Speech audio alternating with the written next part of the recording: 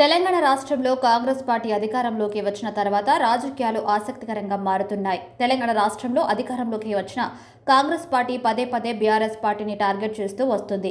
అయితే ఇదే తరహాలో బీఆర్ఎస్ నేతలు కూడా కాంగ్రెస్ కౌంటర్లకు బదులిస్తున్నారు. తెలంగాణ మాజీ సీఎం కేసీఆర్ కు మాత్రం చిరాకు కలిగిస్తుంది. ఇక బీఆర్ఎస్ పార్టీ విషయానికి వస్తే ఎప్పటికప్పుడు ఇబ్బంది పెట్టే నిర్ణయాలు తీసుకుంటున్న తెలంగాణ ప్రభుత్వం తాజాగా తీసుకున్న నిర్ణయం బీఆర్ఎస్ పార్టీ నేతలకు ఆగ్రహం కలిగించింది. ప్రస్తుతం తెలంగాణ అసెంబ్లీ సమావేశాలు మొదలయ్యాయి.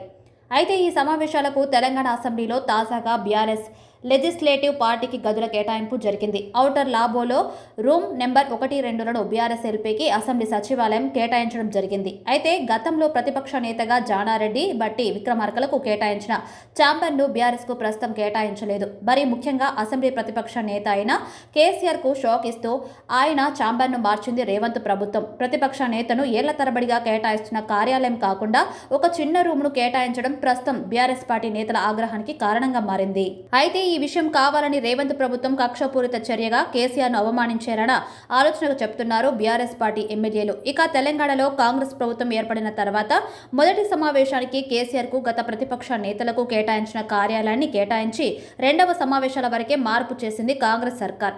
అటు బీజేపీకి రూమ్ నెంబర్ 3, ఎంఐఎం పార్టీకి రూమ్ నెంబర్ 4లను కేటాయించింది ప్రభుత్వం. అయితే మొత్తం 39 మంది ఎమ్మెల్యేలకు నేతృత్వం వహిస్తున్న ప్రతిపక్ష నేత కార్యాలయాన్ని ఇన్నర్ లాబీ నుంచి ఔటర్ లాబీకి మార్చడంపై గులాబీ పార్టీ ఎమ్మెల్యేలలో చర్చలు కొనసాగుతున్నాయి. ఇక ఈ విషయంపై అసెంబ్లీ స్పీకర్ను ప్రశ్నించనున్నారు బీఆర్ఎస్ ఎమ్మెల్యేలు.